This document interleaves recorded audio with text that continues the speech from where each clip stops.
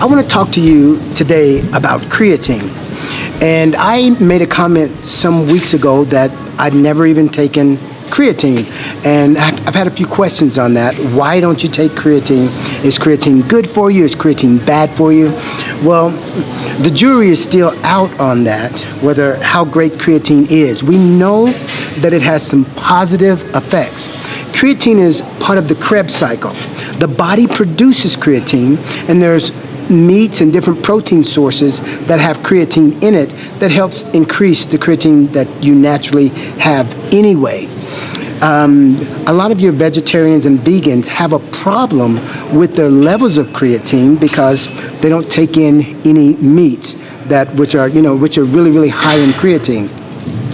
My biggest concern here is there are no long-term studies on creatine and the negative effects.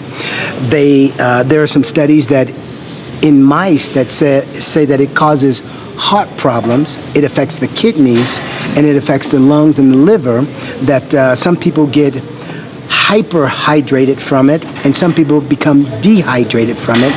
Nevertheless, what creatine actually does is it increases the volume in the muscle.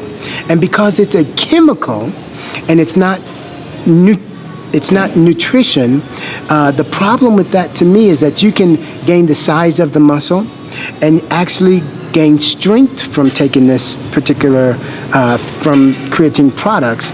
But the problem is it reacts in the body a lot like a steroid. And you say, well, how is that? It's absolutely not a steroid, and it's also legal to take in natural bodybuilding. I've just never taken it. And when I say it acts like a steroid, think about this. Just think about this. The body itself is a survival mechanism.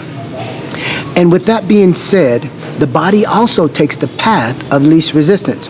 When it comes to energy, the body would much rather utilize sugar that you've just eaten for energy rather than to take the fat out of the fat cells to use it for energy, because it is the path of least resistance. Keep that in mind. Now I'm going to talk about hormones. If your body has enough testosterone and you take in a synthetic testosterone, your testosterone stops or either slows down, and the body uses the synthetic testosterone.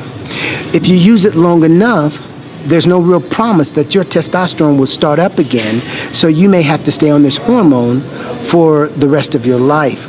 It's the same way with the thyroid. The thyroid releases hormones, thyroxine, as well as synthroid, and these are thyroid hormones that regulate your metabolism. If you take in a synthetic long enough, your thyroid will stop producing the synthroid that it once produced and the thyroxine.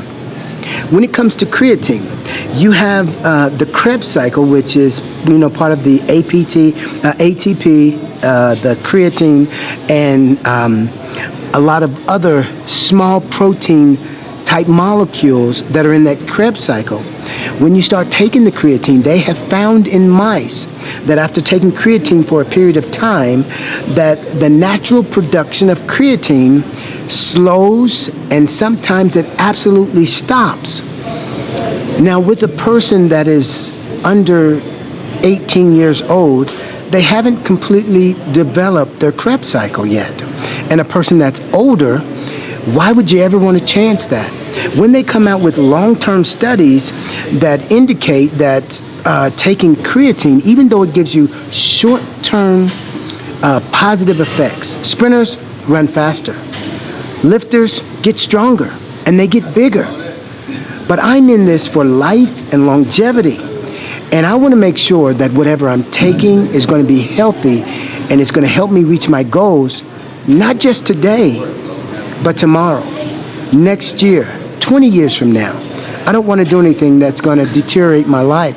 I know a lot of people that actually take steroids that are now sterile. And when they first started, they got the positive effects, the large muscles, the strength gains. But now they're suffering from, those long-term effects. The sterilization, They can't take the drugs anymore. Some people have developed kidney problems. I mean, you name it. Cancers, all different types of things. They've aged tremendously, and they can't work out the way they used to. And here I am, 54 years old, loving life and getting older. I always say I'm like wine. I intend to get better with age. And that comes with a thought process. This is all about health. You'll never hear me say, I go into the gym for 4 months and I work really, really hard and beat my body up to reach a goal or to get a result. But I'm in this for the long haul. This is a lifestyle for me. I intend to live to be at least, I was going to say 120, but I changed my mind, 110. Because I think by the time I reach 110, I will be tired. I will be spent by that time. I have a lot to accomplish, and I think I can accomplish by 110. So yes, I don't take creatine, and that's really the reason why. If you have any more questions about any other supplement or the possibility of should you not take them, I'm willing to give it a stab. I don't know everything, but what I do know, I'm willing to share with you. And if I need to do a little research, I'm willing to do that also. God bless you.